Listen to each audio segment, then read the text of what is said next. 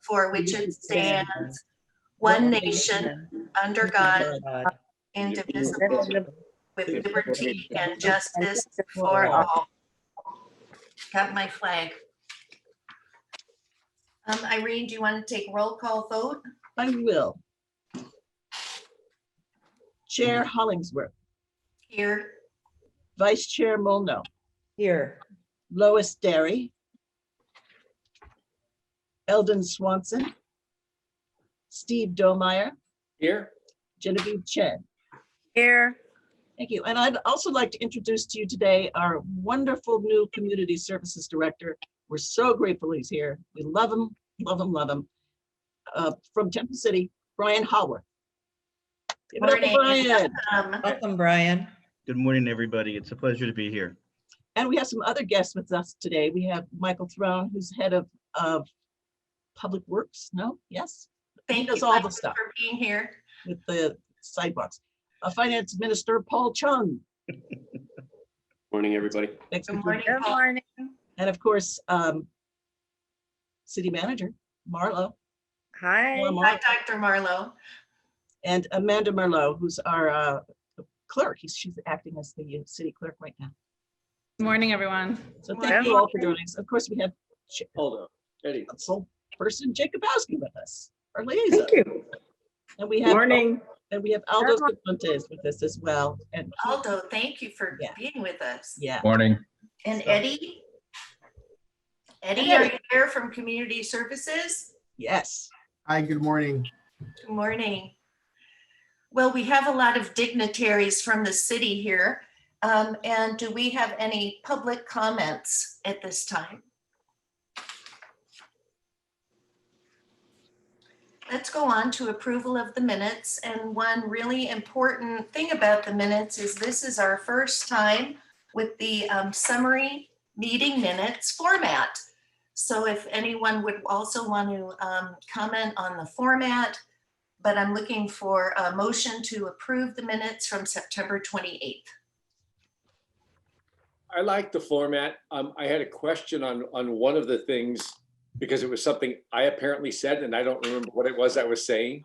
So if under the marketing and publicity liaison report on the 4th paragraph, it said, I suggested the use of banners, I remember that, and to be aware that residents are gradually modifying their use of social media, which will eventually require new means of communication. I'm not really sure what I meant by that. Does anyone recall? You know, Steve, I think I said that, and I made a comment that some people were kind of fading out from Facebook and Instagram. So Gotcha. I think we were just conflated in that Gotcha. comment, but it seems to be what the tenor of the conversation was. Phew. Okay, good. Thank you.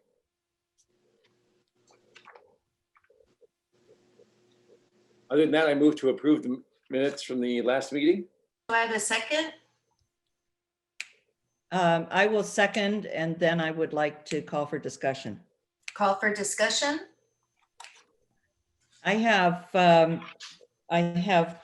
few small corrections. In the roll call, we did not list our wonderful council person, Susan Jacobowski, who was there and is actually listed in the details of the minutes. I think she should be under the roll call, probably I would assume under city staff or maybe a separate category. And then on page 2 of the minutes, again, under marketing, the very last paragraph, I would just like to insert 2 words. The way the paragraph reads, Trustee Domeyer also summarized the city council's action pertaining to the renovation of the San Marino with a 3-2 in support of. So I would like to insert the word center, San Marino Center, so that this makes sense, and a 3-2 vote. So insert the word vote. Those were the only corrections I had. I just wanted to make a comment, given the fact that there's summary minutes, and I really do like the way they were done. I think it's very nice. But because there's summary and not word for word, it would probably be a really nice thing if we tried to make sure that they were grammatically correct. I'm sorry, but that's the teacher in me. That just a comment, but I think that would be, and things like, the missing a word or two here and there for clarification would fall under that. So those are all of the corrections I have. Genevieve, do you have anything to add?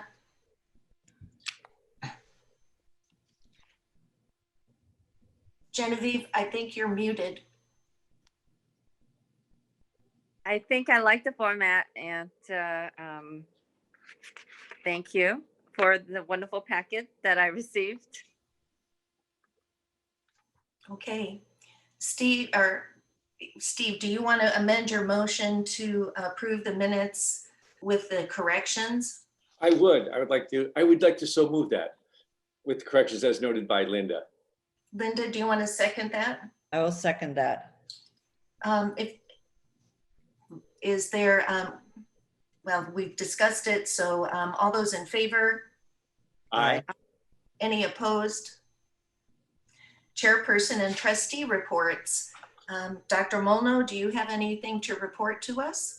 The Crane Art Gallery is still in the process of working on virtual exhibits. We have lined up an artist to provide a virtual exhibit for the months of December and January.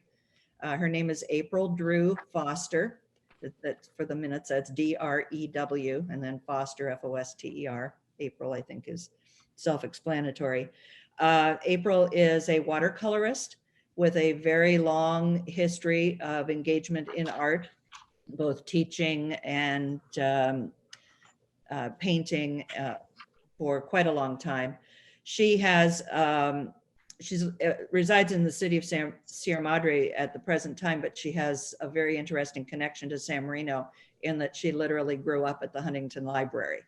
Her grandfather was one of the workers with William Hertrick, who, if you're not familiar with Huntington, was the man that Henry Huntington hired to build his beautiful gardens. And April's grandfather worked with him. And so when she was young, she lived right there at the library and spent a lot of time there. So I'm feeling that her connection to the city of San Marino and the fact she has some lovely artwork. With April, what we will have, currently we have the video, which you saw at our last meeting of the artist that's up at the current time. With April, it will be a connection to her website so that you can see many, many paintings, not just the limited number that we would have if they were hung in the gallery. So it'll be a much more extensive amount of artwork that you can see. And that is it for right now. We will eventually have exhibits the way we did in the past, eventually. Thank you. Steve, any report? Are you asking for just general or for the marketing and publicity liaison? Please start with general and go right into marketing and publicity and then into the San Marino Center. Oh, really? You want me to do all my stuff at once? Okay, I don't have anything generally, just Okay. because so much on the other stuff. Last week, I met with Irene, Denise, and Brian, who was happy to meet him to talk about marketing publicity. We have a monthly meeting scheduled now, the week prior to this meeting to update on what's going on. And we took your suggestion, I presented to the group about making sure that we're in the Carver and Valentine newsletters to help get library publicity. And we are in the Carver one, and we are working on Valentine as we speak. I have my special agent, Mrs. Domeyer, working on that, liaison there. I know where the political muscle is in this family. So she's looking into that. She's got some leads on that. Brian had mentioned about doing social media sponsored ads and then sent an email late last night when he shouldn't be working on a Sunday night, Brian, to update me on that, which was good. Right now we can't do the ads because the person's on maternity leave, but by mid-November, hopefully we'll be able to look back at that again and see if we can do that to get a little more publicity there. Once again, I want to encourage everyone who's on this Zoom call, if you're on Facebook, to like the library page and start sharing things that are on there, because that's how this stuff goes viral. You have to start sharing it and letting other people know about it. So it's kind of a ground up sort of a thing. Brian also mentioned that the city's community recreation guide is going to be delivered in December. So we're going to need information to them. Anything we have to say about the library by November 13th. So he's going to talk to Irene about that. So we'll get that underway. And then we're going to be compiling information on Facebook statistics to see how people are responding to that. And we talked about the fact that the Friends are going to be doing an online book sale, which is terrific. Irene, do we have a date on that yet? I think it's sort of a soft opening. The site is up, but they're still experimenting with it. Okay, so let it work out the bugs. Okay, before we hit it. Okay, great. Good to know. And then let's see, there's a few other things going on. We're going to try and let people know. I really appreciated the fact that, Brian, when you were on the call with us last week, you made a point about ensuring that we're reaching out to our Chinese community and that a significant number of our users speak a language that's not English. And I appreciate the fact that with your background working in Temple City, you were cognizant of that. And we want to be very inclusive to get everybody involved. So we'll be exploring ways to reach out there as well. Any questions on the marketing and publicity aspect of it? Or is there anything I skipped, Irene or Brian, in our meeting? I think you got it. Okay, May I make one comment? you certainly may.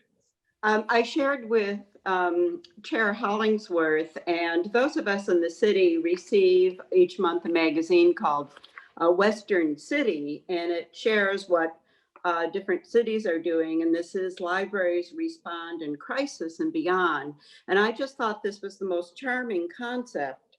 In front of one of the local libraries is a character doing the curbside delivery for some of the kids' books. So perhaps there could be place your orders, so-and-so will be there at a set time to hand out those orders, and maybe have some type of appointments or something. But it's just a really charming article, and I'd be glad to pass this along. That's great. Thanks, Susan. Appreciate that. One thing I did skip in this, what was I going to say about I'm thinking this is something Tara would be perfect at, Irene. Yes. I'd love to dress up and do this. Okay, anything else on that? So do we want to jump to item number 6, the San Marino Center renovation update report? Sure. Okay, all right. So I was going to be, is there a way I can share my screen to show the plans, or do one of you have them to share? Let me do that. Okay, so here, the task force that I've been privileged to be a part of has really worked hard, and I really appreciate all the effort that's gone into this. Everyone's working together to share ideas and kind of really make sure that we're exploring all avenues of things. There has not been one issue that everybody went, yes, exactly right from the get-go, we all believe this.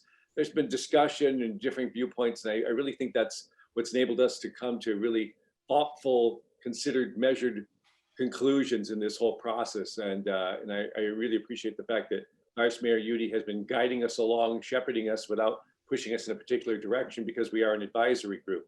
As far as my role in there, of course, I'm representing the Library Board of Trustees. And last time we chatted about this as a group, we were very clear that we wanted the building to look like the library and be harmonious with that, which I think is the vast majority of the community's intent, regardless of what the surveys said. So what we wanted to do today was share I wanted to share the A2 elevation first and show you what the exterior of the library would be. And I can walk you through some of the things we've discussed and what we've decided upon and would be recommending at this point. Keep in mind, we've still made changes even to what you're about to see. So we're still tweaking, refining, taking input from everybody. And I have to say, everybody's had great suggestions. And the fact that everyone in the group has been open to other people's suggestions has allowed us to come up with something much better than anyone would have done on their own. And I have to hand it to Crane Architects too, because as a creative person, it would drive me nuts if I had a whole bunch of people throwing in their 2 cents of what's going on. It's like, no, let's just do this. They've been really gracious and wonderful and accepting about this, and listening to 2 of the other architects on our task force throw in their ideas. So if we want to put that up, can we show the A2 elevation, the exterior, whoever's doing this? I've allowed it to be shared, but I. Oh, you're allowed to be shared. Oh, so I can do it then. All right. All right. Let's see. Where's share screen?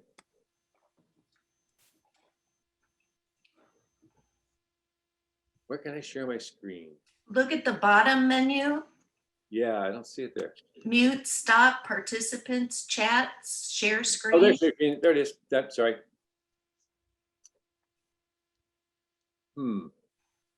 It's got a, let's see, basic advanced. It's not letting me, Let's see. it's got a big triangle with a exclamation point through it.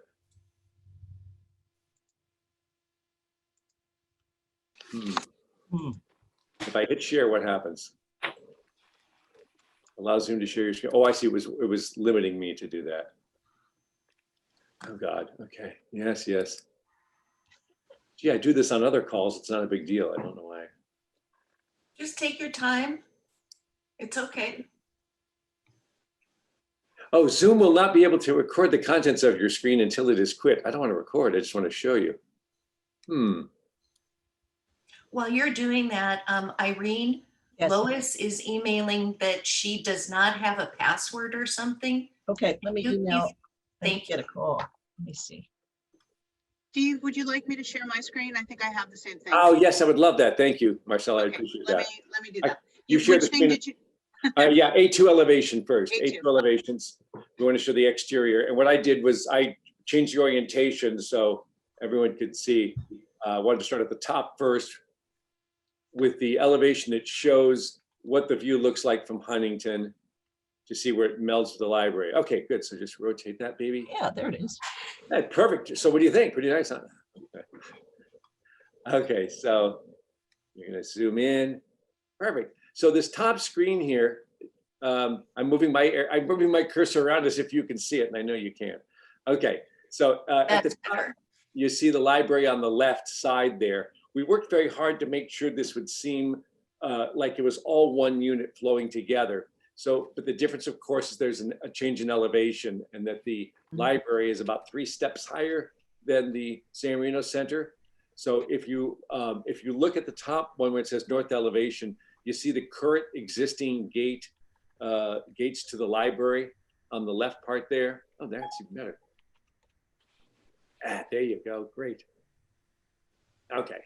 So Marcella, you're going to have to pull your best Ken Udy here and use your cursor the way. He's brilliant at this, by the way. People are talking and he moves his cursor where the people are talking so everybody sees. It's wonderful. So on the left side where the gate is, perfect.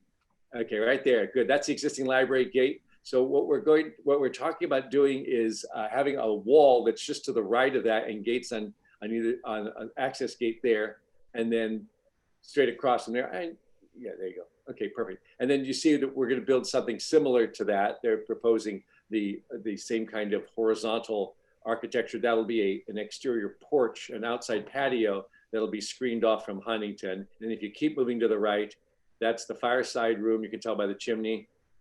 There you go. And then the new entranceway will have an arch to define the entrance there. And then, of course, the pillars, the wrought iron pillars are going to be replaced with ones that match the library. Okay. And then now, any questions on the front there? Any comments? Kind of hard to tell from the photo, but I think it's look really nice. Are the windows the same or similar? Windows same. Yep. Exactly the same. They want to match. And then the east elevation, this is a little bit harder. This would be if you were at the library looking at it. No one will ever see it this way because the library is too close. But the east elevation, you see, this is the other patio that's in the back part there. Again, mimicking the style of the library, even with the windows that are there, those see-through windows. And then that's the patio there on the left. And then gates where you would access the patio. The current building itself, replacing the windows that are there. And then they're adding a new entrance here where, very well done, Marcel. Geez, this is great. two entrances there to get. So you'll enter from Huntington on the north side, and then also on that side there. So then that shows the patio there. You can kind of tell there's the wall on the extreme right there that blocks off from Huntington, and that's the arbor we saw before. Does that make sense to everybody? Yes. Okay, good. When you're staring at these plans long enough, you kind of go nuts. Okay, the south elevation. Okay, the library is on the right now. You see the current library, and you see what's being done is to mimic the style of it moving across. So that's that patio again. And this is something that we were concerned about because the current south elevation of the San Marino Center is really ugly. So this is going to have it tie into the library much better with the wall, again, duplicating the same windows that are there. And then the architect added on the left side of the south elevation there, the area where there currently is a ramp or access to the stage platform there. That's something that pops out that will be screening the back of the wall there. So again, adding a little architectural detail there. There's no tile, there's no roofing on the back there to mimic the library. So I think this is going to draw people's eyes and make it seem like it's all one unit there. And you can see in the middle part there that the gates that would be locked off. So there's no access straight to the street there. And then finally, the west elevation is at the very bottom, is pretty much from the Huntington Middle School parking lot, ADA ramp going up on the side there to provide access there. And then the rear part is the patio you can see there, and that another screen blocking off that area. That going back to the south elevation for a second, the notion is that the kitchen is kind of in the middle of the building, and that the Caney caterers would be parking there, and they would be able to store stuff back behind that piece that comes out.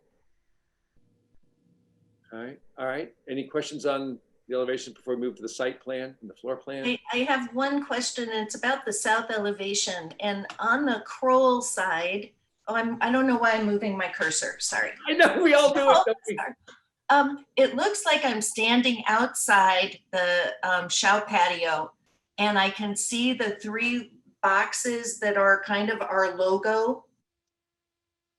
Yes. Is that what's continuing? Now I'm pointing, sorry, along, and they look like handicap parking signs here. Oh, no, it's the same. It's the same. So that theme gets carried in. That's great. Yes. And of course, the sketch is not totally accurate because on the library, there's a hedge that goes Yes. along there. So this is not Yes. any landscaping. Very nice. I have one question, Steve. This is Linda. Also on the south elevation, I'm just curious whether that takes away any of the existing parking. Yes. So the parking is going to be a little bit different. There's going to be 2 handicap spots. You'll see in the next on the overhead views. You'll see where that is in just a second. But yeah, that's a really large asphalt space there that you can't really use for individual. There's 2 handicap spots there, I believe, currently, but the area was much larger than what it was called for parking. And so I think using that as a covered patio or partially covered patio area is going to be more functional. We thought, especially since we don't know when the pandemic's going to end, we're going to need some outdoor spaces for entertaining. But you'll see in the next views, we show where the parking is planned for. Yeah, I'm just concerned about the parking because as it stands, and I think the significant problem is that the city doesn't have a requirement as to how many parking spaces you need for commercial buildings. And in any other city, this never would be put up because there are not enough parking spaces. So just taking one away, it's fine. I think, as long as we're dealing with the pandemic, we're probably not going to have a problem. But once or if and when we get back to some kind of normalcy, and the Barth Center, the new gym for the middle school really starts to be utilized, I think we're going to have a real problem. Okay, should we move on to SP1 then and show you what the overhead view is?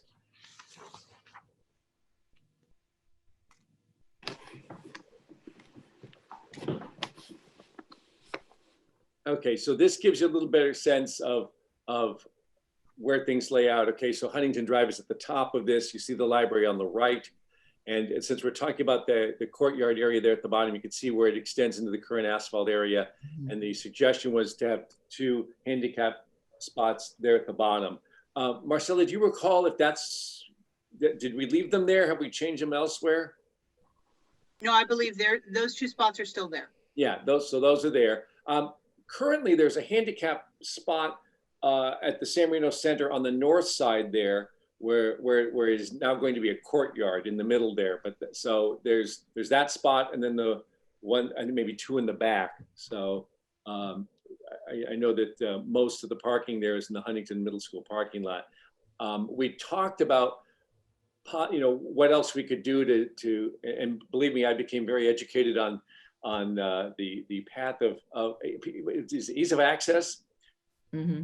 So we want to make sure that, because our library, I mean, where the handicap parking is, it's a hike to get into the front door. So we're trying to address that as much as possible. Obviously on Huntington Drive there, it's the shortest way if you could stop in the front there and go straight in, but you've got 2 mature oak trees in the front there that we don't want to lose, and any incursion into the parkway there would disturb those roots. So there was talk about perhaps adding more diagonal parking where the library is. That would create problems of itself and be kind of very costly. So I think the way we left it was we were talking to the school district about accessing more of the spots that they're leasing to us currently. Steve, this is Linda again. Could I just make a comment on the oak trees in the front?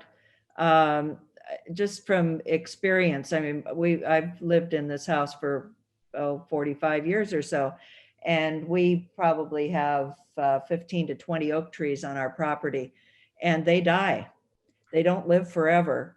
I wonder if there's a way, and I mean, I love the oak trees and I definitely would want to keep them, but I wonder if there's a way that that could be kind of a prepared path for if and when those trees die, whether it's in 5 years or 25 years, that it would be easy to put in the angled parking.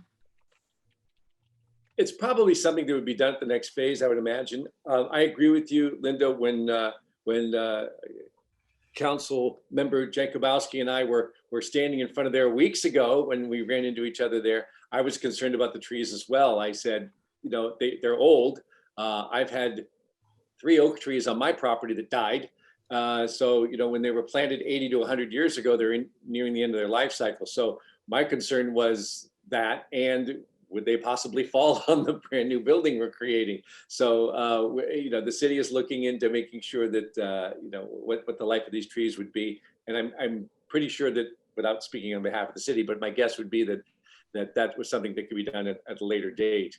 But Actually, may I, Steve? Please. Since we have a certified arborist who is also our urban forester, it might be helpful, and maybe Director Throne can speak to this, if we went ahead and specifically tested those 2 trees to check their current fitness to continue and to get a read on that. I think there's, for somebody who's skilled, a very easy way to give some type of an idea of the future they have.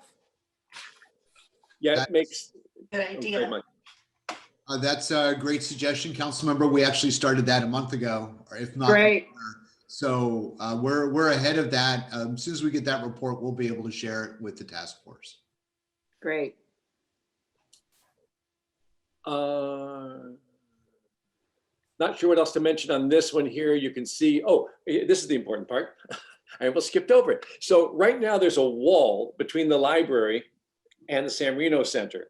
So the proposal was to remove portions of that wall and create the concrete seating area on the north courtyard there, and then stairs that would connect the walkway from the library down to the San Marino Center with I think there's a gate there as well, or no, the gates are at the north and south end. So it's kind of, since we want to make this a campus, a community campus, to have the 2 buildings flow together, it's tough when you have a big wall in between the 2. And that's one of the reasons why I wanted to present this to you today, to the board, to get your thoughts, concerns about the removal of the wall and having it sort of flow from one building into the next. what is the elevation difference between the library and the community center? I mean, and how many stairs are there? There's 3 steps. If you look, if you can look at this photo, I've always got my iPad with the photos. You can kind of see the difference there. So it's about maybe 3 feet, Michael, would you say? Roughly speaking, about 3 foot. So it's high enough, to have a couple of 2 or 3 steps to come down, and then also benches to, in the courtyard, you could have a seating area there. So that's what they're suggesting. I'm just curious whether you could do a ramp instead of the stairs to make it accessible. Oh, I see what you're saying. There's a distance involved there. I know there's a specified angle for ramps, but I'm not that, and it would depend, I guess, on the amount of the elevation. That's a great question.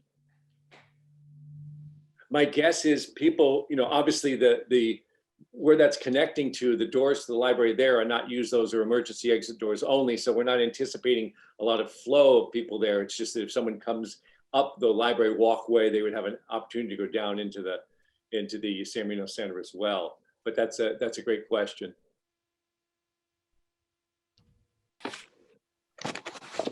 Any other concerns about the wall or issues about the sort of walkway in between the two? No, I think It's a good plan.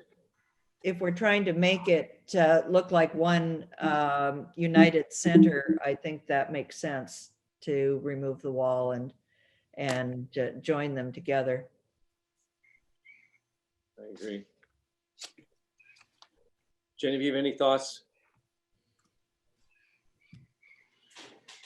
I think it's amazing that you even considered the 2 mature tree. It's well done.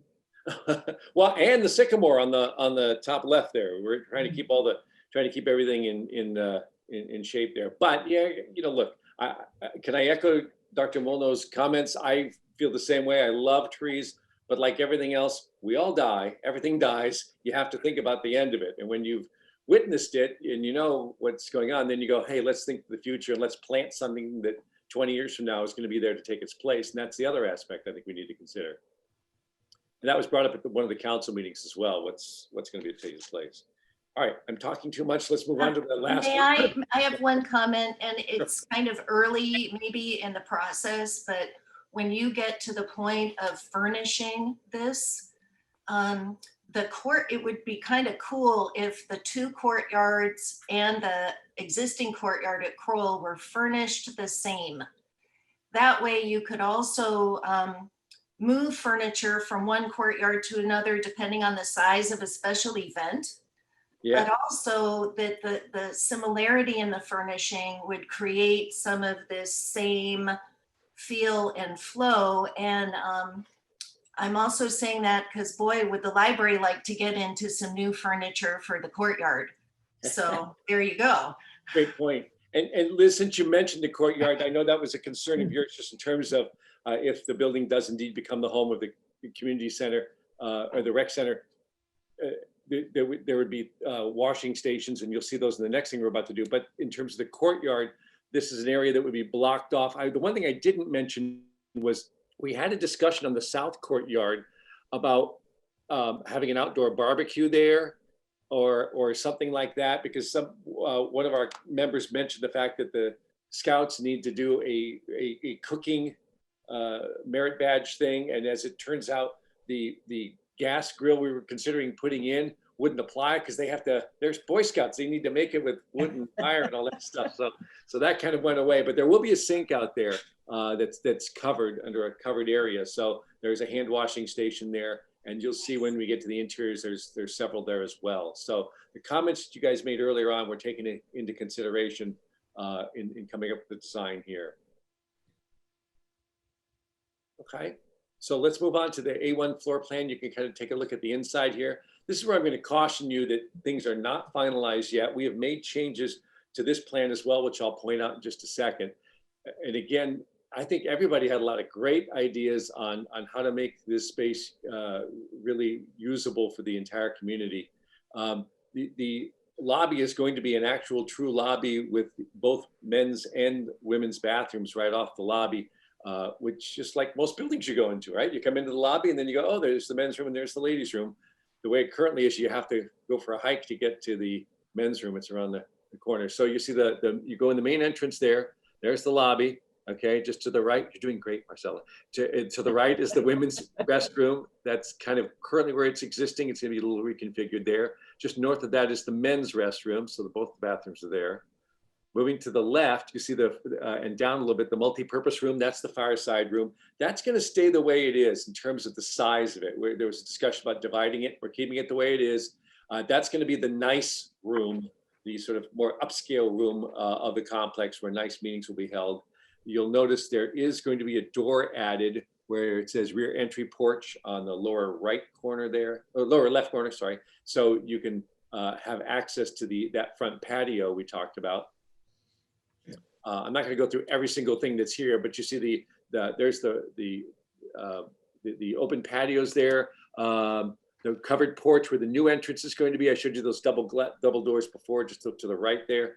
So the library would be on the left there. So that's the way you can come in.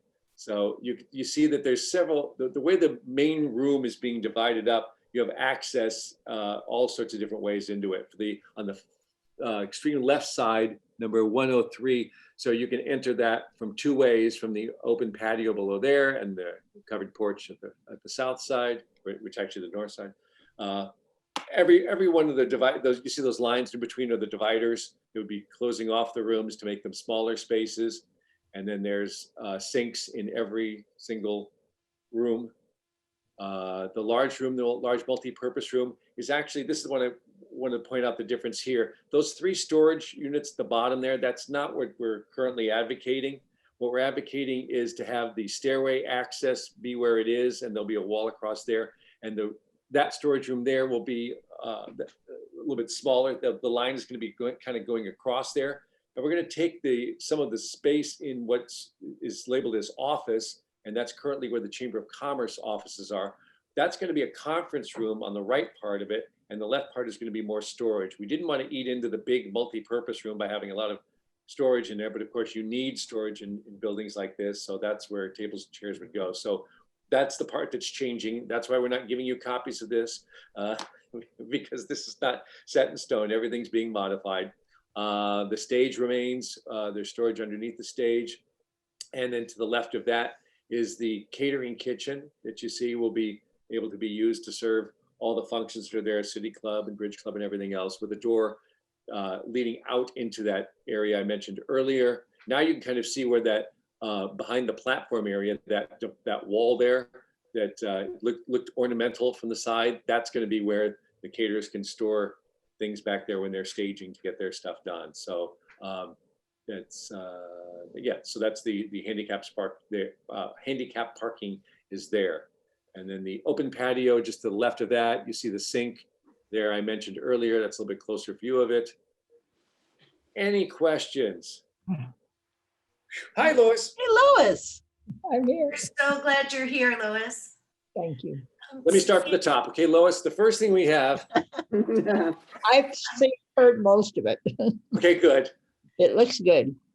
Steve, I believe that the Friends uses some of the storage space at the San Marino Center for book donation storage. Is that still available to them under this new plan? I just moved my cursor again, sorry. On the platform area to the right there, you see it says storage. That's where they currently have stuff. It's all gonna have to go obviously with the renovation. I don't know if we haven't really talked about them continuing to store stuff there. My guess is no, because there seems to be a building strapped for storage, but I can't speak to that. That's I don't know what's going to happen to that, but that's where they currently have some books stored. They will have to be moved for the renovation. Thank Oh, you. you know what? They should all be sold online. That's right. And then I just have one comment, and it's about the restrooms. And I hope that they're all touchless fixtures, touchless flush, touchless water, touchless soap, touchless towel. Why? Okay. Start like pandemic. Okay, good point. I will make note of that as well. Thank you. Steve, this is amazing, all this work that you've done. And I mean, I know you have a great committee, and thank you for representing and advocating so much for the needs of the library, but also the needs of the whole community, the center. What is the ongoing job of the ad hoc committee? We have another meeting this Thursday. We're there to look at the revised plan of what I just showed you to make sure our changes were in there. Dr. Marlowe kind of has us on hold for Thursdays for the rest of our lives whenever she needs us to weigh in on things to advise the city council. So that's kind of what our role here is. And you know, thanks for your kind words, Liz. It's a really great team that's working on this. They're very collaborative. And I'm really glad that Dr. Marlowe talked me into being part of this, because apparently they asked everybody else, they all went yes, and I went, I don't know. And so she had to say, no, you should do it. And I thank you for that, because it's been really very positive for me in this time of great acrimony in our society. This is something where it was nice, where people could get together and talk and have things work out. So we're an as needed consulting advisory group, and seem to get along really well. Anything incorrect, Marcella? Did I skip anything? Okay. That's good. That concludes my incredibly lengthy comments. Thank you. I just happened to notice you have a Sherwood Road sign up there. I do. And you have the majority of the city staff on this meeting looking at that street sign. Oh yeah, I pulled it down myself. I got, no. When we replaced, I'm a vandal. Can you tell I'm a vandal? No, when the city redid their signs, they sold off the old ones. For sale. A likely story. Hey, look, at least I didn't rob a paint store. You know what I'm saying? I know. A likely story. Thank you, Steve. Thank you so much. And thank you for all the time that you're putting in on the different committees. Great. Really appreciate it. Let's back up to number 4, budget and CIP liaison report. Genevieve? Genevieve, you're muted. All right, good morning. We have a wonderful meeting with Irene and Robert and Liz, of course. Who else did I miss? Brian? Brian, that's right. We talked about the new format, and Robert has been very creative and coming up with a new way of presenting. We're looking forward to see the new format in the coming month.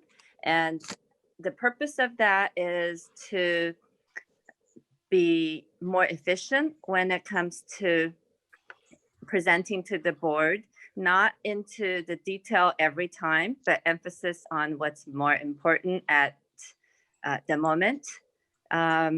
We are trying, well, Robert and Irene are doing extensive work to providing all the data that we could probably use or possibly use in the future, and how to best present to the board and to the city or to any future use.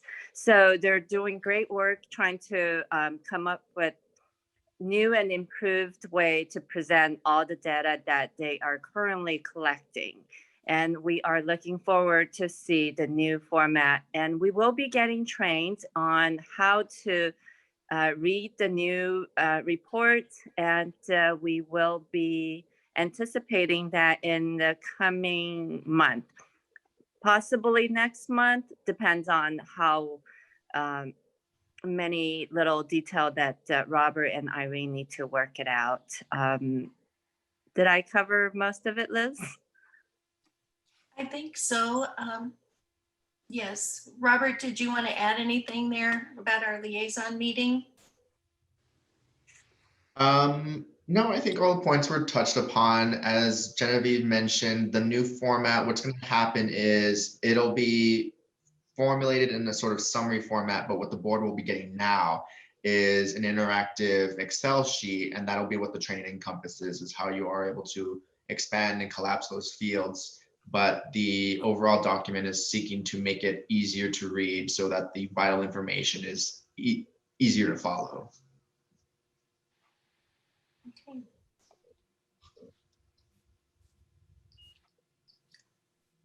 Irene's getting her temperature taken. It's good. Good. Okay, Genevieve, anything else you wanted to add? I think that's what I have for right now. Okay. Okay, we have our city council liaison. I see council member Jacobowski. I do not see our mayor here.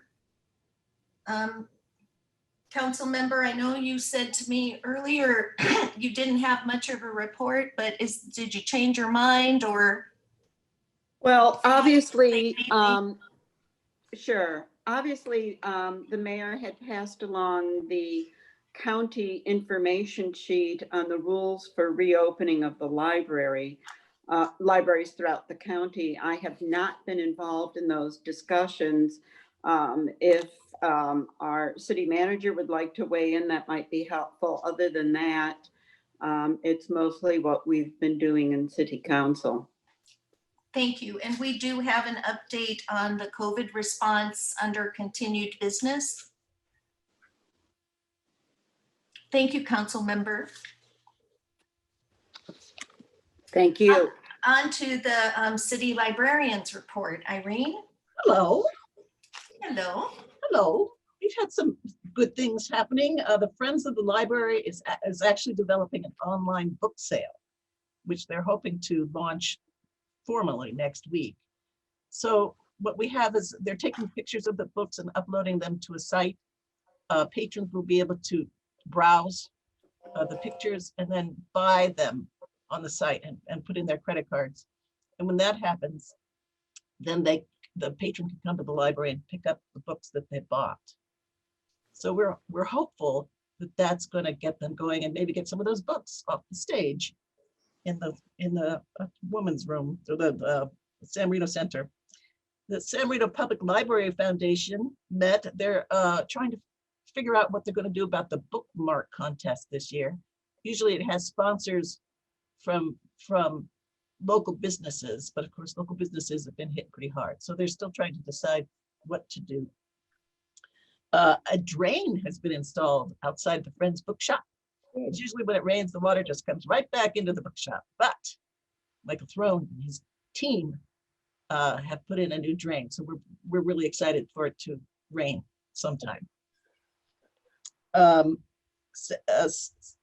No status, no change in the COVID-19 status. We're not going to open until after October.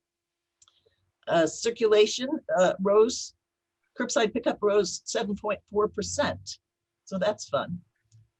We began twilight curbside service. So that runs from 2 to 7 p.m. on Thursdays. And we got a nice comment about that from a patron. So I can't get here during the day. So thank you very much. We've been working with the Chinese Club to present a series of virtual cooking workshops. And they had 35 attendees for the first one. There's going to be another one this next week. And we hosted our first Zoom bingo program. And that worked out pretty well. And that concludes my report. Are there any questions? All right. Thank you. Irene, I have a question. I was muted. Looks like the ebook downloads are going up considerably. Yes, they definitely are. And Flipster as well.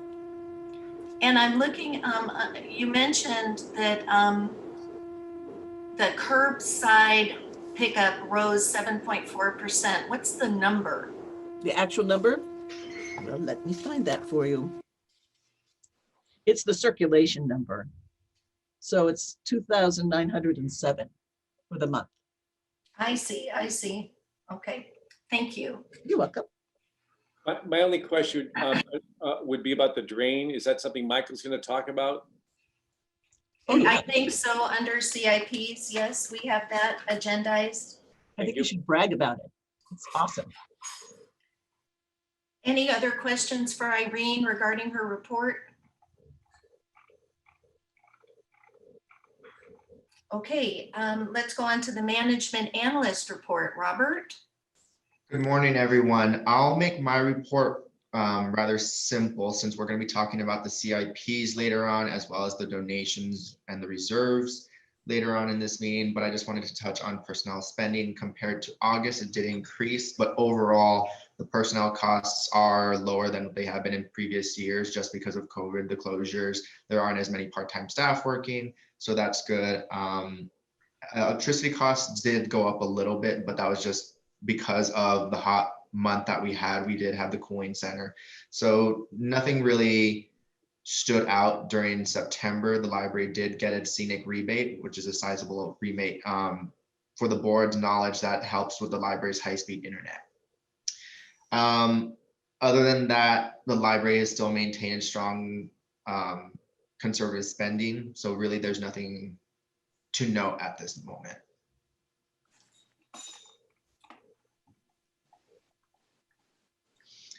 Do you all have any questions?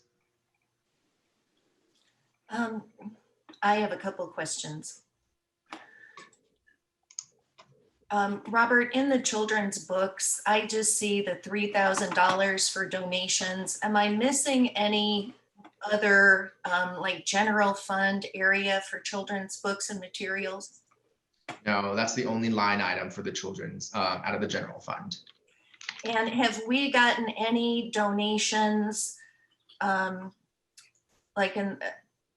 There was a donation, maybe you or Irene could talk about, that we got of $5,000 for the children's books? That was received during the month of October, so it'll be reported on at the November meeting. And that would bring it to 8,000? Yes. Okay, and do you anticipate any other donations, like from annual donations, Irene and Robert? Like, I know sometimes you'll apply for the Women's Club, the McFarland Foundation, and so forth. Any other anticipated donations? I can answer that. The McFarland Foundation has in the past decades given us a donation of almost $5,000 every year in December. So that would boost children's quite a bit. And then Robert, I had asked you this and you got back to me really quick, but for the benefit of the other trustees, on Story Walk, how much is set aside for Story Walk and what line item on our lovely colorful budget monitor? Yes, so let me. So for Storywalk, that was budgeted $6,000, and that is part of, where are you? On the budget monitor line 16, non-capitalized equipment funds. And has any of that Story Walk money been spent? No, not at this time.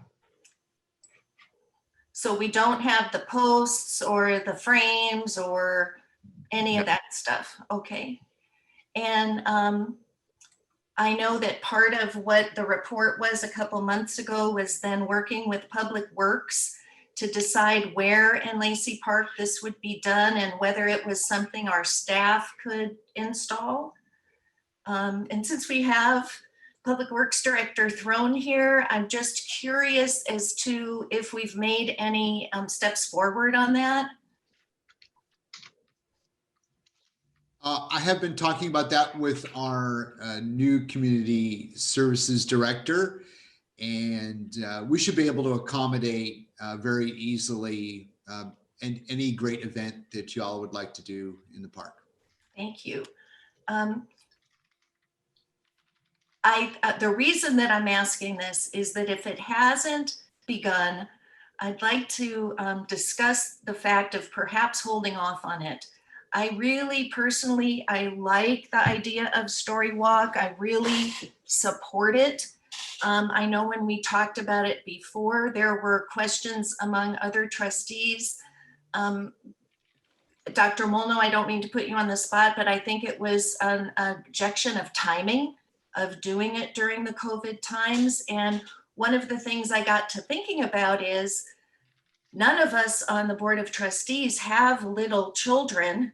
So Dr. Marlowe, that would be your area. You have a little child who would do Story Walk. But I'm feeling like perhaps the $6,000 might be better allocated towards children's books, since the curbside service demand is going up, and since we don't have a lot of money in children's books. And Robert, I think what you prepared for us, we've usually had over $30,000 to $35,000 in children's books. And going from 35,000 to 3,000 is huge. So I'd like to see ways that we can get some more money budgeted up for children's books now. And perhaps that's something to reallocate that $6,000 from Story Walk back to children's books, but perhaps move forward with some of the concepts of Story Walk and come back to us with the specific amount of money that then we could release from our donations fund. So that's something we're going to have a talk about, the donations. But that's something I'm wondering how the rest of the trustees feel about. We're already postponing the Story Walk in terms of timing, and to do two things: to perhaps reallocate that money for children's books and materials, and then also ask the library or community services or Brian and Irene and Robert, I don't know how this could be accomplished, but get some input from some families with young children about whether they would use this Story Walk, whether COVID would encourage or discourage that use of Story Walk. Liz, I'd like to just say that I really support everything that you've said. And while I don't have young children, I have two grandchildren that use Lacey Park that are right here. One is a 6-year-old who is a student at Valentine, and his parents are very hesitant to even let him go to the park, period, right now. The other is a 2-year-old whose parents are participating. I want to call it a Mommy and Me program, and I'm not exactly sure what the name is, but they take the toddlers and they're sitting on blankets about 20 feet apart. They're doing that because there is so much distance and there is no physical contact. And so I think that just within my own family, those, my youngest grandchildren, the parents are very, very concerned about any kind of physical contact that the young children have. So if indeed this is a program that will work in the future, I do not see a problem with asking for money from our donations fund at that time. But absolutely, right now we need more children's books. These kids have been impacted more significantly, I think, than many people really understand. And to be able to give them a few new books to read is just, it's a small thing that we could do for them. And I think would be really appreciated. I was sad to see in the report that we're only buying 1 copy of the new books now instead of 3. That troubled me. Okay, that's it. That's all I have. Genevieve? I don't have a small child anymore, and I think I agree with the trustees that it's sad to me that we only ordering 1 book, and our spending was pretty low so far. And I was hoping to say, when can we spend the rest of the money on the children's book? So it looks like we're on the same page. Lois? Also agree very, very strongly. I think the books in the library, Story Walk sounds wonderful, but this is not the time for that type of thing. Steve? I agree with my fellow board members. Okay, so I don't think this needs, Robert, do we need a motion? No, I think we have the direction from the board to find the funding to move it. So I think this is a matter that we'll have to discuss with Dr. Marlowe, who's raising her hand. Dr. Marlowe? Thank you. I'm slightly confused. I know that I'm probably a little behind the curve, so I will look forward to some education. I'm looking at the budget on page 122, the actual budget, not the spreadsheet, which is tiny font, Robert. Oh my gosh. And I'm not seeing a decrease in children's books. So there must be a different page that you guys are looking at that I'd like to understand. It looks like everything has stayed exactly as it was last year. And so I would just appreciate some education on that. And then in terms of moving money around, that isn't necessarily quite as simple.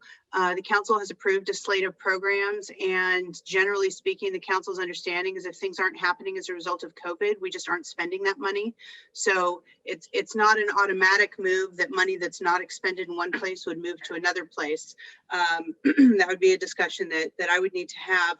Also, Chair Hollingsworth, you did not share your amazing suggestion that we talked about, which you alluded to it though, which is to work with your new community services director to put together kind of a polling group.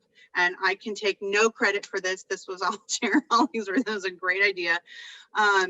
That might actually be useful on the recreation side as well, to put together a group of parents of young children. I keep wanting to call them young parents, but I of course have a young child and I am not a young parent, but parents of young kids, to maybe put together a group, because we don't have a fully functioning recreation commission at the moment, and the people that we did have interested in serving on the recreation commission did not have young children either, that it might behoove us to have our consumer group that we could ask questions like this of. Storywalk is likely to be not used by some parents, as Vice Chair Molno has described, and then really utilized by other parents, depending. So the idea was to put together kind of a brain trust of people, and that's not any, you guys don't need to do anything on that front. That's something that Brian can just take care of and start putting together. And he will work with both library and recreation to pull together some of our common users that have young kids, so that when we have ideas like this, we can bounce it off a group of people that are there. So thank you to Chair Hollingsworth for that great idea. And so Community Services Director Haworth will start doing research and getting data and reporting back about what programs on both sides seem to be most in demand from the members of the community. Thanks for letting me interject. And then I'll look forward to that education. It doesn't have to be today. Someone could email me or whatever, but I just want to be sure that I'm up to speed. Robert, did you have a quick response for her on the page 22 of the budget, or do you want to get back to her later?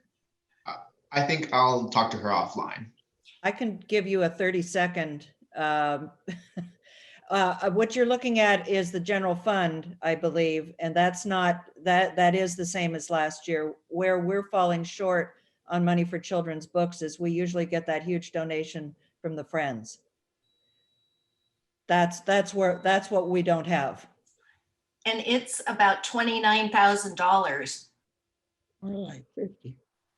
I Yeah. see. Okay, thank you very much, Vice Chair. That's very helpful. So the budget does show not just the general fund, but I see there's no revenue line on this particular page. So typically when that money comes in, you divert that all to, got it. Absolutely. Okay, thank you so much. I really appreciate that. So I really hope that moving $6,000 from Storywalk to be able to spend on children's books is a pretty simple process.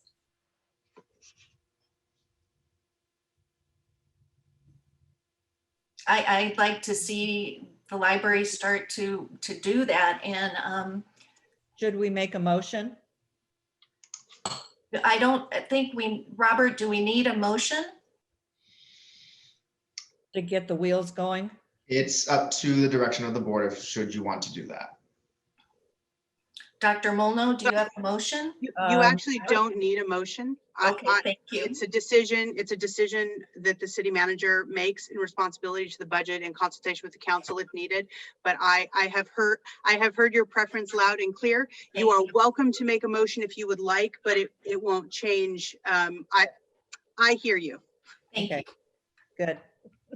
good. Update on, let's go on to our next item, and that's the library's response to COVID-19 and an update. And you included a report, and you included the protocol for in-person service for libraries. So perhaps we could start, Irene, do you want to add anything? Well, the most important thing is that libraries in Los Angeles County are allowed to open, but you can only have 25% or less capacity in the building. Most libraries in Los Angeles are not opening. Altadena has opened their community room. They brought in a cart of new books and put out some computers. So they have very limited access in their community room. They're not letting people into the stacks. But Alhambra Library is going to be opening in early November. So that's where the situation stands. Are there any questions? What kind of reopening date are you thinking about? It's up to city manager and you know what is decided. I'm a little, of course, cases are rising, so it makes it difficult to plunge forward. I mean, we do have a reopening plan, so it could happen at any time. Dr. Marlowe, do you want to add anything on the reopening timing? Sure. At this point, we are not planning to reopen the library. It is nice to have the protocol so that we can start getting ready. In conversations with the Alhambra city manager, they are experiencing quite a lot of political pressure to reopen the library in any capacity. The city manager, made the decision to give it a shot and see how it goes. I'm not comfortable with the protocols that they're putting into place. They are essentially going to be letting people in, telling them when they walk in how long they should stay, and then letting people monitor themselves. If it becomes an issue, they've decided that they'll call police and have police report. There's a whole lot of that doesn't feel good to me. So until we're in a position to really have library staff monitor people and kick people out, and it just doesn't seem like a good position for the library to be in. Monitoring the 25%, as City Librarian McDermott has noted, cases are going up, not down. There's no question but that the new reopening protocols and the permission from LA County is stemming from their own political pressure. It's actually been very sad and frustrating, I have to say, to watch all of this unfold. I've had, in some cases, a front row seat to some of the back and forth between Dr. Ferrer and the Board of Supervisors, and it's been very disappointing how much political pressure has driven so much of the reopenings. In fact, the original round of reopenings that drove up cases that resulted in the re-shutting down. It's disappointing, and I really feel for Dr. Ferrer. So I understand that they've put the protocols out. I understand I am no doctor, at least not that kind, as my husband likes to remind me, and no scientist either, at least not that kind either. I don't think political science counts. But it just doesn't feel like the right time to continue to be reopening. It puts our staff in danger. It puts the public in danger. It puts a library in a position of having to police people, which I don't think they want to do. I don't think we want to do. or it puts our actual police in the position of having to come into the library, which I don't think is something that we want either. I would really rather put our focus towards figuring out what programs and circulations we can continue to do during this period of time. As the city librarian mentioned, we are officially closed at most city facilities through the end of October. We will be extending that, of course. We just haven't had the opportunity to formally do it just yet. And we're continuing to monitor. I know the community is missing us, and especially the library. But when we reopen, I just want to do it the right way that protects everybody and doesn't put us in a bad position. So, I mean, it could change at any moment, but just none of the signs point in the direction that we want to be going in. I personally think that's wise. I would not like to see us get in a position of open and then close and then open and then close. I would encourage you to, I did not see this in the plan, and I would encourage you to look at coming back with modified hours first, not to jump right into reopening to the regular library hours. And I think that'll also help you be able to schedule because you have fewer employees, right, Irene? Yes, we're down one part-time librarian, and then our reference librarian is out on maternity leave. She'll be returning. But Robert said we had a lot less in personnel because some of the part-timers aren't working. That's true. There are several that haven't been able to work because they have to take care of their family or they're going to school. It just has, she has to take care of her children. She can't work while that's going on. School is closed.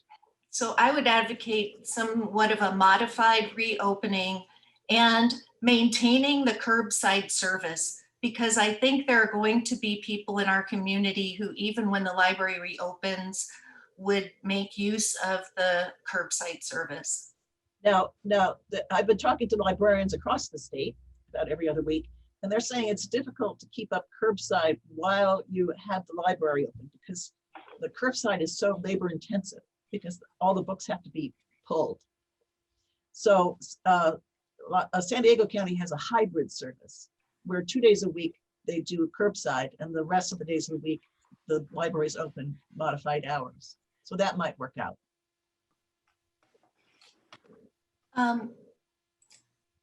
Are you working on that kind of a plan? Well, that's one of the possibilities. Could you bring something like that, a plan on modified reopening? That's another way to modify the reopening. Okay, I can do Bring that. that back in your November report. Can do. Great.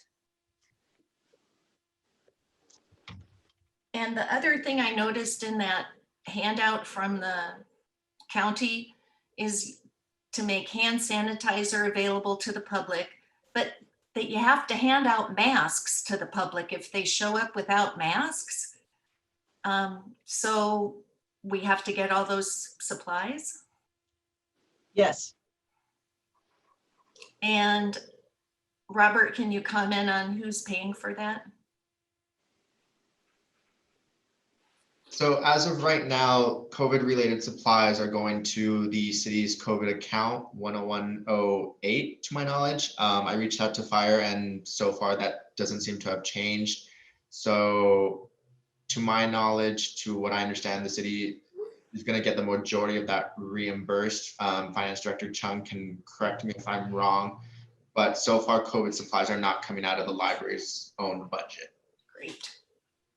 Good morning, Board of Trustees. So yes, what Robert mentioned is true, that currently we don't delineate the expenses, COVID expenses by department. We lump it into just one budget line item for all expenses. And those costs were budgeted and approved by the City Council for this year as well. And we do get reimbursed or get funding from the state currently through the CARES Act. And if we exceed that budget, we would probably have to go back to council for additional appropriation. For as of now, we are still on budget for those COVID expenses. So we'll be charging those masks or disinfectant to that budget line item, not to the library.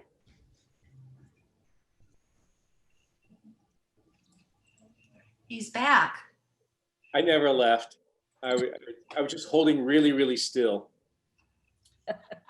Any other questions or comments on the library's response to the COVID crisis or its reopening?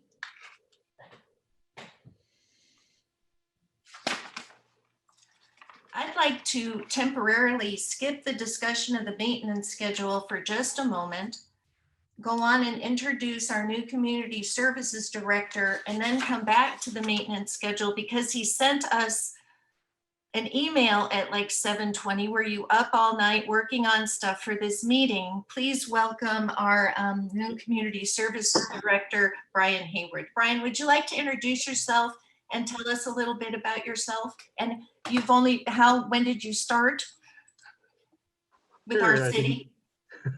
Good morning, everybody. I'm Brian Howarth. I'm the new Community Services Director, and I'm absolutely thrilled to be here today and to be working with all of you. Just a little background about me. I have two kids.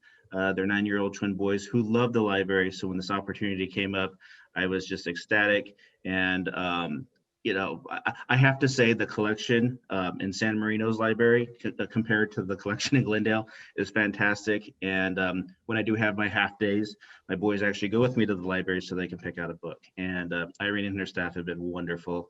Um, I don't really necessarily have a library's operation background, so this is something where I'm walking in with my eyes wide open, and thankfully Irene has been wonderful in getting me up to speed. But I do have a background when it comes to library needs assessments with capital improvement projects for libraries, also procuring public art components for libraries. So I'm excited to bring some of that experience in to Kroll. So it's been a wonderful last 2 weeks, still trying to figure it out, but it's all been very productive and eye-opening. And I don't look at it as all of this as a challenge because everything seems to be shifting with the pandemic and what the new normal is. But I'm excited to get started to work, and I'll definitely have those modified operating protocols ready for the November meeting, as well as some more information on the Parents Advisory Board moving forward. Just a couple of things that I did want to inform you of in light of Veterans Day coming up. We are looking at some type of a veterans exhibit at Lacey Park that we're working on right now with recreation staff and with the library staff. We are actually also working right now on launching today a veterans essay contest for the children in the community. And we're still everything's still coming together real quick, but we hope to have a more clear plan on what we're doing for Veterans Day. It's not going to be a huge acknowledgement, but we're working fast, and I think the community will enjoy what we're doing. So thank you. Another thing we enjoy about Brian is he's got the savvy. He's got the savvy with the city. He knows what needs to be done to make things work out with the city. So we just appreciate his guidance, and has been very involved and concerned, and we just feel very valued, and we value him. So I'm really excited to have Brian on board. Thank you. So let's go back to our continued business item 2, a discussion of the maintenance schedule, capital improvement plan projects for the library. And let's start with Robert, who submitted the report for our packet, and go on because, as I said, Brian also shared some more detailed information. And we really are excited that Public Works Director Throne is here to personally comment, and thank you for taking the time to be with us. So Robert, would you like to begin introducing your report that's in our packet? Certainly, Chair. So just a quick background, this has been an item that we've been touching on since the July meeting. There have been pushbacks. We did have the San Marino renovation discussion, so that impeded. Director Throne was also on vacation, so we did have to postpone that discussion again. So we're touching on this again today, finally, to kind of recap the maintenance schedule that the board has been wanting. They've been talking about the deferred maintenance schedule. So like in 5 years, if we were to paint the library today, what would that look like in 5 years? Kind of creating that timeline, that schedule. And the other thing is to get an overall update on all the CIP projects for the library. As Irene touched on earlier, there was a drain installed near the Friends Bookshop, but then there's also others projects slated for this fiscal year. So there's then the bottled watering station, which will be contactless. There's the window tinting. There's the computer room renovation. There's also the reappropriation of funds for the bathroom AV upgrades. And then also we've mentioned the bathroom lighting, which we're considering to incorporate with the San Marino Center renovation project. So with that, I'll go ahead and turn it over to Brian, if he wants to make any comments, or Michael Throne. Brian, do you have your document that you could share? Marcella does. Okay. I do have my document, but it is a little buggy, right? Oh, here we go. Marcella's got it. Great. Thank you. So our goal with the document, everybody, was to to just provide some discussion points on where we are with the capital improvement projects. We were able to put some dates down, which I know that's what the board has been looking for. And then we also wanted to provide some updates, or I'm sorry, some more background on capital improvement projects and what's the guidance that we have to follow, which sometimes can make getting capital projects off the ground quite difficult, especially when you're dealing with state law and also just some purchasing orders. So I'll happily hand this over to Michael, and he can walk you through the discussion. Michael, you're muted. There you go. Okay. Well, thank you, Chair Hollingsworth and Director Hallworth, for spending some quality time with me over the weekend so that he could put this very accurate and concise synopsis together. As you can see, from my perspective, we're on track to complete the assigned capital improvement projects that are related to the library. And that you might see that we have some challenges. Low value projects that are building related are challenging to find bidders for. And the primary purpose of that is that the state of California requires that we pay prevailing wage on all projects over $1,000.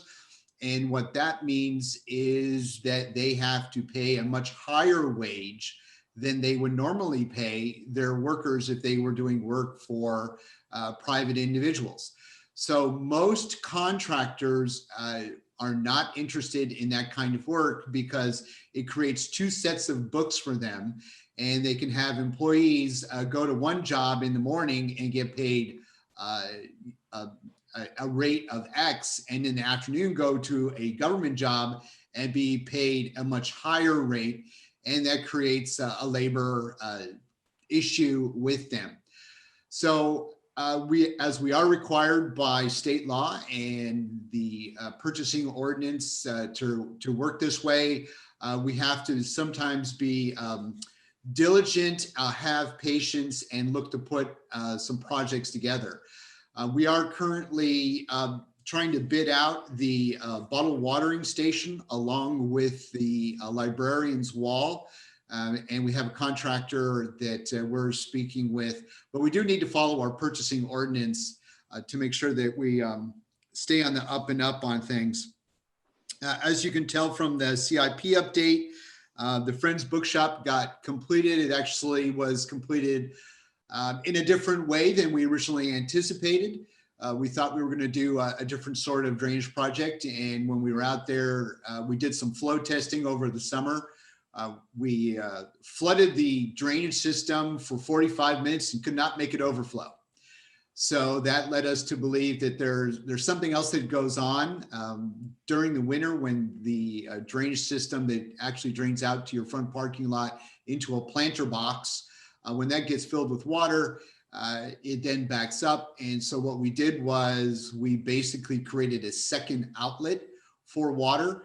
And we were able to accomplish that much less costly than the original work we had anticipated. So hopefully between that and the canopies that we installed earlier this year, we will have cured the Friends problem. So we're sort of looking forward to that. As I mentioned, the water bottling station, I've got my public works manager shaking the contractor tree, as it were. Unfortunately, we just can't go to like an Angie's List or a Home Advisor to get contractors.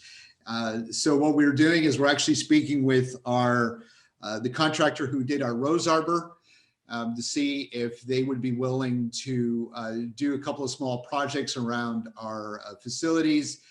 We also are speaking with the contractor that's doing our Lacey Park restroom as they're wrapping up right now. And because they do work with the government, they're already prepared to do those kinds of projects. Window tinting is another project with the same kind of problem. Most window tinters like to come in and out. You write them a check and they leave. And so we're having a little bit of a challenge to find some folks to do that. There is a process that we're going through. We are anticipating that we'll get this done before summer comes back again. And so that's on our to-do list. The AV equipment that was inadvertently left out of this year's budget was put back in by the council. And the issue we had with that was the bids that we did receive back in the day. We received one bid and it was way over budget. So we will be putting that back out for advertisement. With regards to the computer room renovation, that's a small little design effort. And as soon as I can get the San Marino Center off into final design land and also get our resurfacing project wrapped up and out to bid, we'll be starting to do that work. That one has a little bit more significant budget, and hopefully we'll be able to build from this fall a small little group of contractors who would be willing to bid on our projects. The other projects that Director Hallworth mentioned there, interior painting, Barth lighting room upgrade, those are projects that will be forthcoming. For certain, the interior painting will need to be a budgeted project. If that's something that once we have our CIP meetings again, the library board may recall that you were the last ones that got in under the wire before the city closed down. And hopefully this coming spring, we won't have a similar scenario. So as the board looks at the facility over the winter, start putting together your list of CIPs, share them with Director Hallworth and analyst Robert there so that we can start having those discussions and they can start putting together a list. I'm already starting a list for next year's proposed CIPs. I've been receiving them primarily from the folks in the fire department. And I'm sorry, not the fire department, the police department. They have a lot of work to be done there. As it relates to maintenance, our maintenance budget is very slim. And the way that we best respond to maintenance requests, the library staff uses either the city website or they can access the GoGov application that you can download onto your phone that gets straight to Public Works, and then we can track work orders and schedule them appropriately. And so that's your CIP update for this fall. I have two questions. The first one regarding the computer room renovation. Given that we don't really know what the long-term changes that the library might need to do in regards because of COVID, the possibility that the needs and uses for that space might change. Is this something that we could maybe hold off on a little bit? Just a comment that is one space that we have that we might be able to utilize for something that we don't know about right now. And then my other question is in regard to the lighting in the Barth community room. I understand that we did agree that it would be more efficient to link that with the community center. But my concern is that if completion of the community center is delayed significantly, we will be without better lighting in the Barth room for longer than we had anticipated. Just concerns and questions that I hope you will think about. I'd like to say thank you for figuring out the Friends drainage. Yay, hey. That's just terrific. And we are so happy to put that project to bed. And I bet you are too. Thank you for that. I agree with what Dr. Molno has said about the computer room renovations. I'm actually hoping that you're using that computer room for storage right now, because I bet you have to get a lot of the furniture out of the way for the public reopening.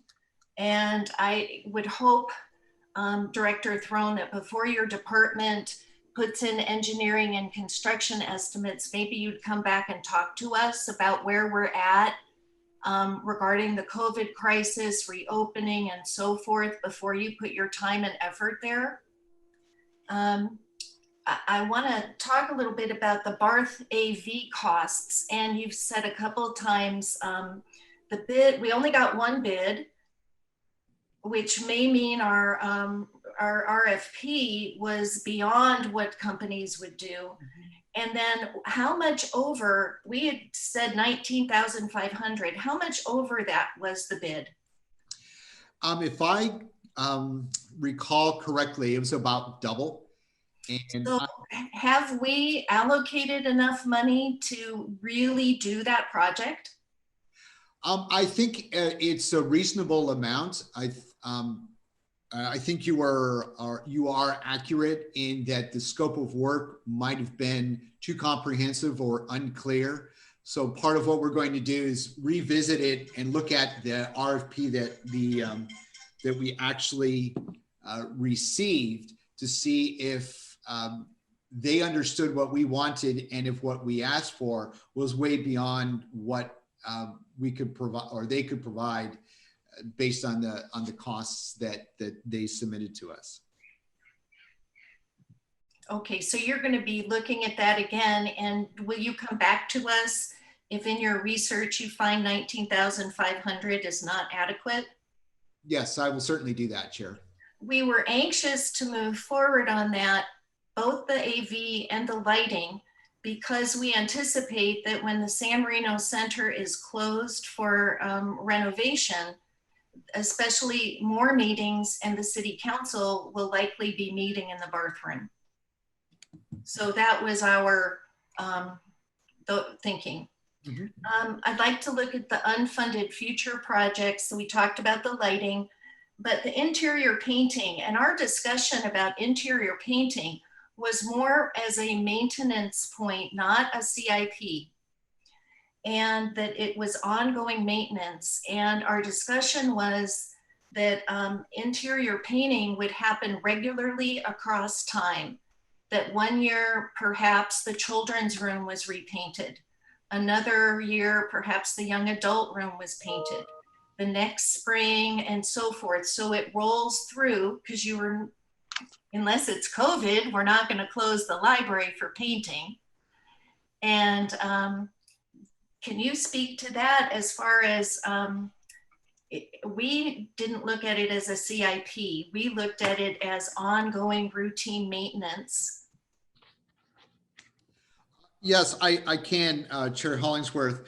We did take advantage of some freed up part-time recreation workers several months back to help us out with painting. So we did get some painting done in the interior, and we were able to leverage those folks and their availability, as it were.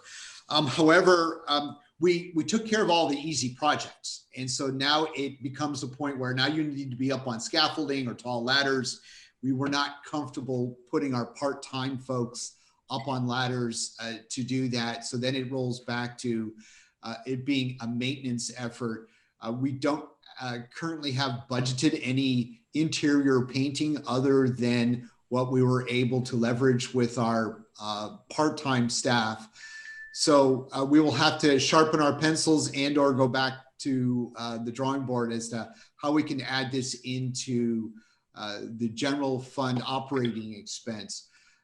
By doing a whole interior repainting and repair, that can become more of a capital project than a general maintenance project. But what we'll do is we'll have to look at both of those, and I'll consult with the finance director as to the funding source for that kind of activity. I think I agree with you about the scope and how it can grow. And that's why we looked at it as one part of the interior each year over time, and rather than looking at it as a capital project. And I'm wondering if they did the young adult room, because that's where we had holes in the drywall, because those young adults, they're pretty destructive. And what I'm wondering is if on a walkthrough, perhaps with Brian, if you could prioritize areas like the young adult room, perhaps that is one your crew did, but if not, perhaps that's one area that needs to be done sooner than later. And then the areas where your crew did obviously don't have to be done very soon. Perhaps in January or February, you could come back with kind of a plan to how the interior painting is going to be rotated from year to year.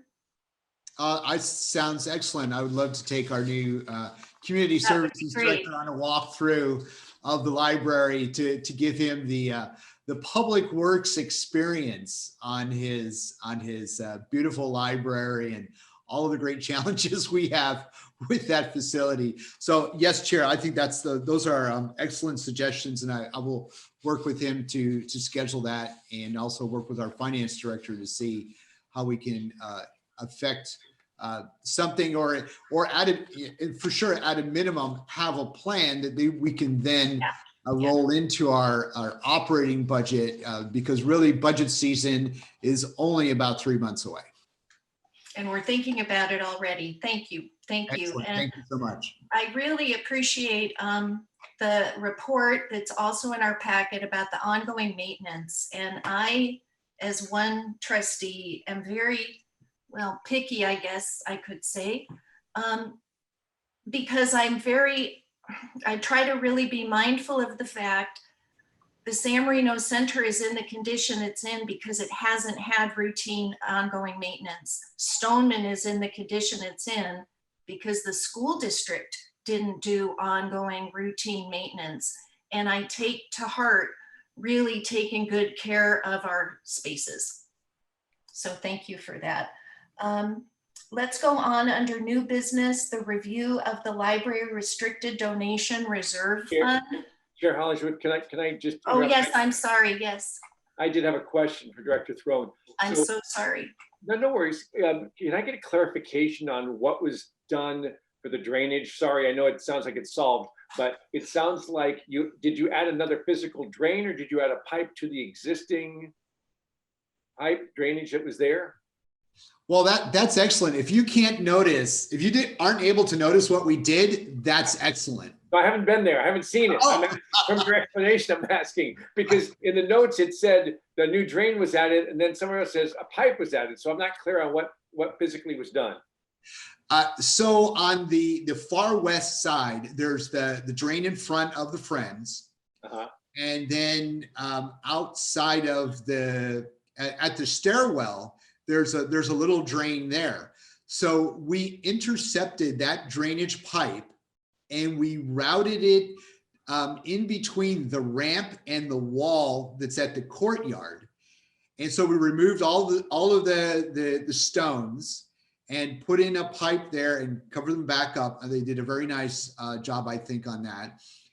And so what will happen is that when there's too much flow toward the planter box, which is where all of the drainage goes, any water that would want to back up in the system will actually flow out and exit in that space between the ramp and the wall.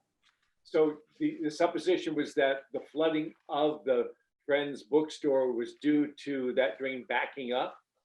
Yes. So this gives it an alternate route to drain out of. Okay.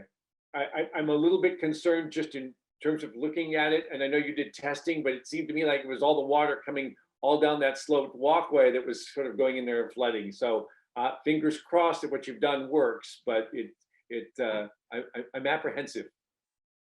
Well, we're expecting that it'll work, and I will certainly know within moments. Yeah, well, look, I think it's smart to take the least expensive path first. But then again, I'm not with the Friends, so I'm not going to be the one complaining about it. But certainly, we don't want to have that flooding and having that space be unusable. We did look for the most effective solution, and there was really no other place to drain the water to except where we sort of looked at it. the pipe that serves that drainage inlet is about 3 feet down. And so there was no way to daylight that from where it's configured. So we decided to basically give that water an alternate route to exit. Water will always take the path of least resistance. And if it's being blocked to the east, hydraulically, it should flow toward the west because it's open. Great, thank you. You're welcome. Any other questions or comments? I do, Chair Hollingsworth. If the board wants to defer the computer room project, would you like us to bring an item back to the board in November to vote in support of that?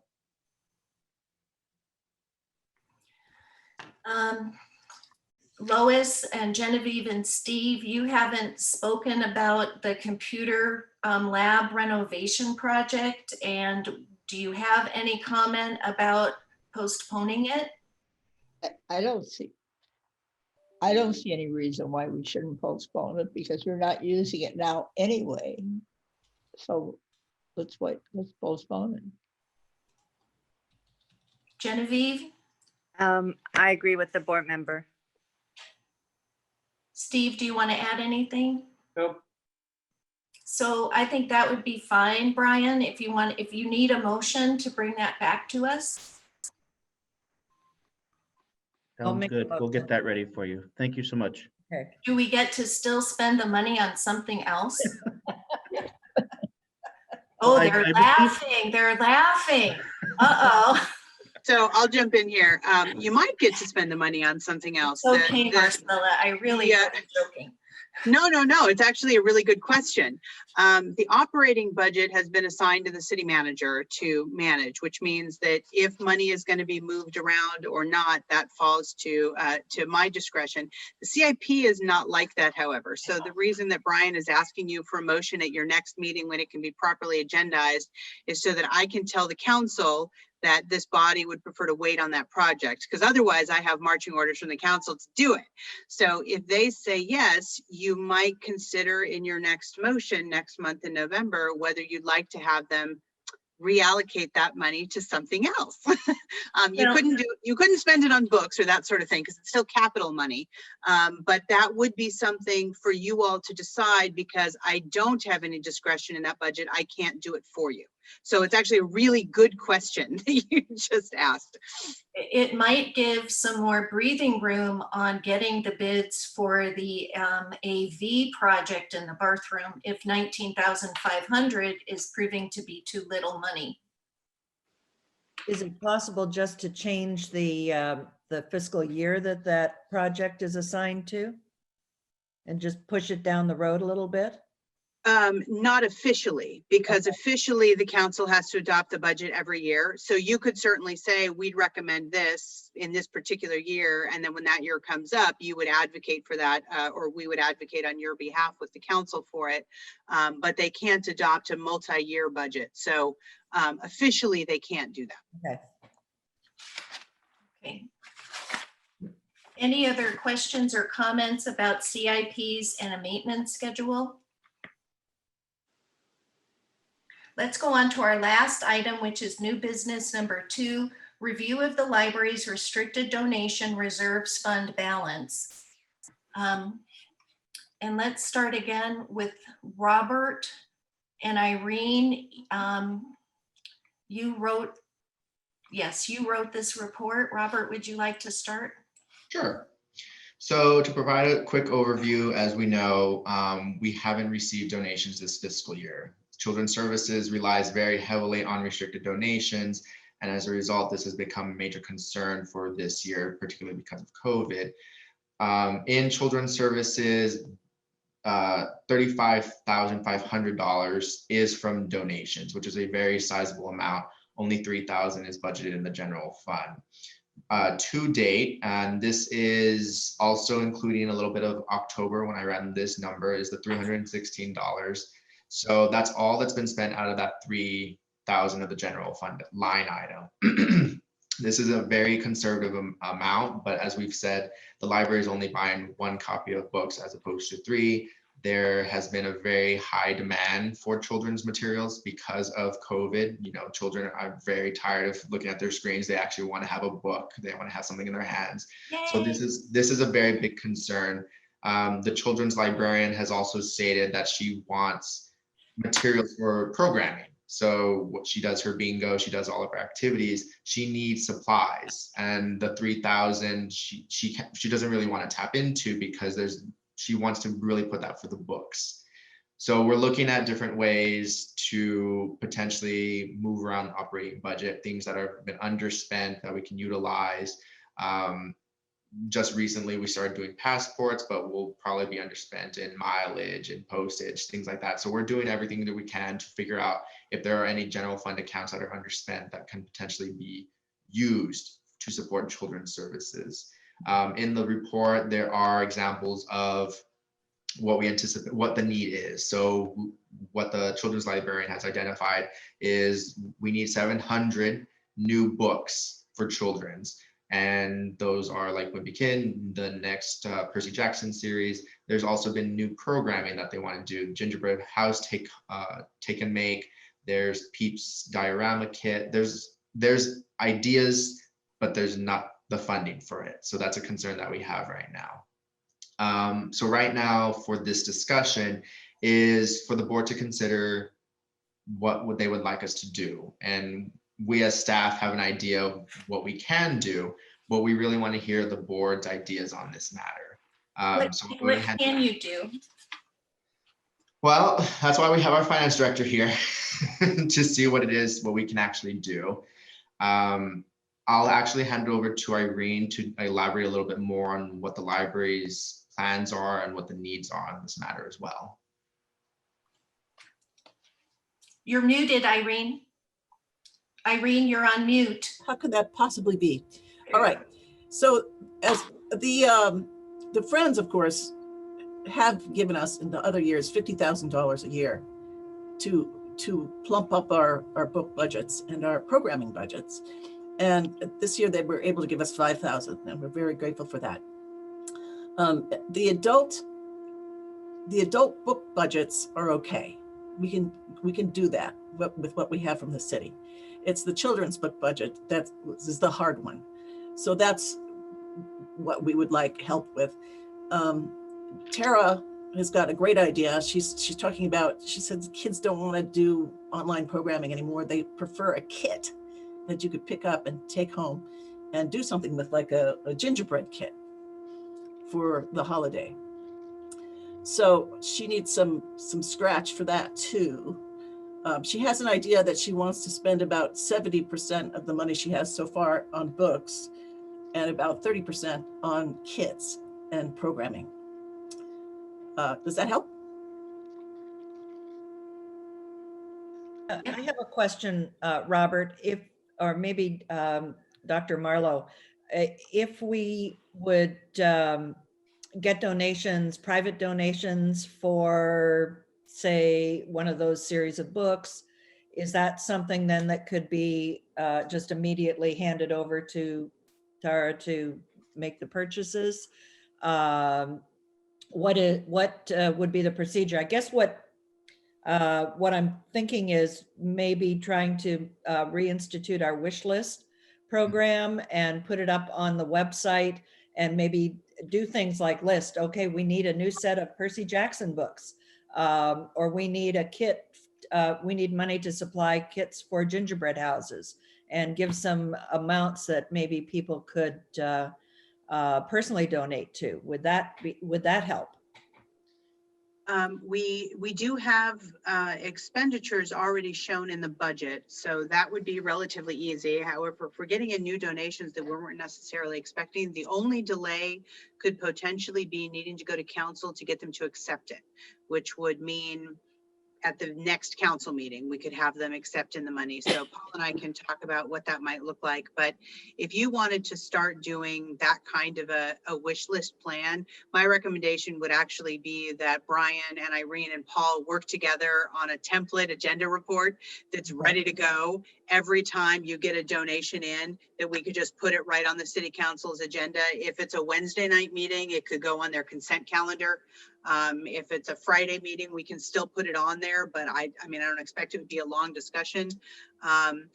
So the only thing that would challenge you in that case would be the dates of the meetings. And of course, prior to the holidays, after this Friday's meeting, for which the agenda is already published, there's only a November 18th meeting and a December 9th meeting. So those two timings might impact your ability to do it quickly, but there's no other administrative holdup to taking the money in and spending it. Okay. Just trying to figure out ways to get those children's books. Yes. Right. So just to provide a very quick summary on how the restricted donations work. So out of each budget cycle, the council says we're expected to receive so much in donations and we're expected to spend so much from donations. If we receive more than what we spend in donations, the balance goes into the reserves.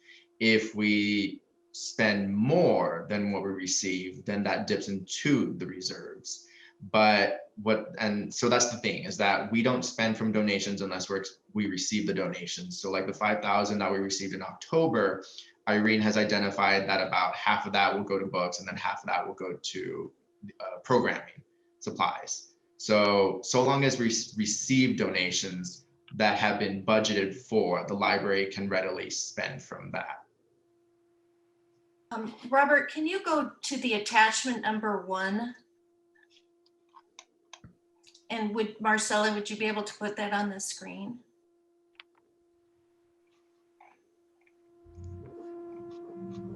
I can, but it's going to take me a minute because I've not been pulling from the agenda That's packet, okay. but I will get there. I think I can. Robert, okay.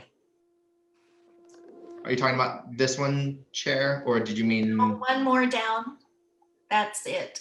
Okay. So what's highlighted are the balance that was at the end of 2019 and the balance at the end of 2020, or the balance at the beginning. So this right here is the balance at the end of fiscal year 1920. So June 30th, 2020. So is this what we carried forward into the donations monitor? In the reserves, that little box at the bottom corner. Yes. Yeah. Yes. And so we already kind of protect that 12,437 for the Crane Art Gallery. Correct. And then this says that 5,090 of the dollars was really meant for children's services, but unspent. Correct. Okay. So we had 3,000 in the budget for children's books. We got 5,000 from friends for books and materials like the kits. We think we might get even 4,000 from McFarland. Irene? Yes. And then that 5,090, if we release that, we'd have $23,000 for children's books.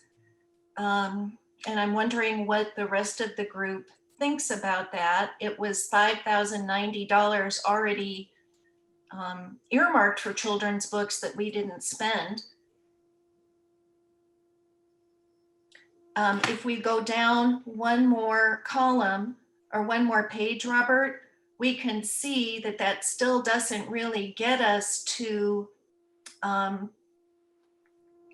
we're still not near the amount we've allocated before, but perhaps if we got that $23,000 freed up and going right now, we could also ask the librarian in the report to come back and tell us more about the cost of the materials and kits versus books, and the anticipated cost of book purchasing through May, so that if we needed to get more money, we would know sooner than later.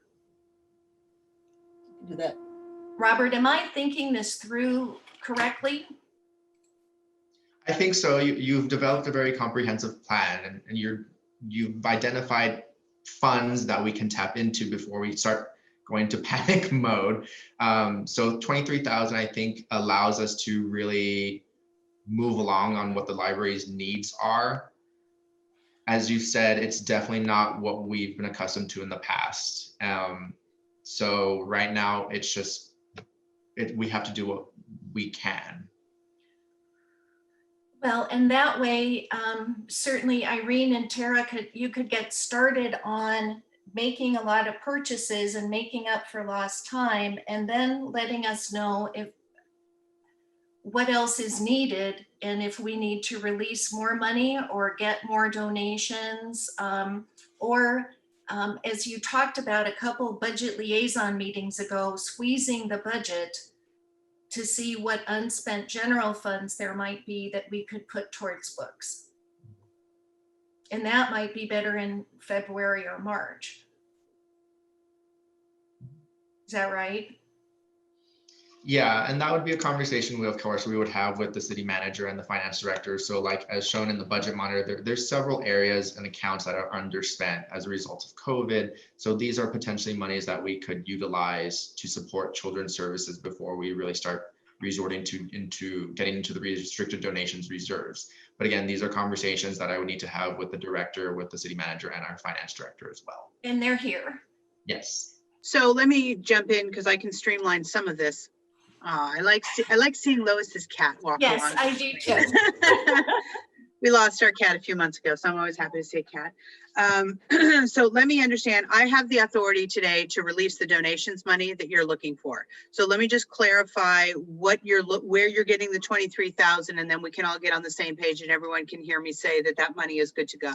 So I'm on that attachment 1 also. Chair Hollingsworth, can you just walk me through again what money you're looking to release and spend? Yes, and Robert, help me out if I make a mistake here. So we already have $3,000 in the budget. Correct.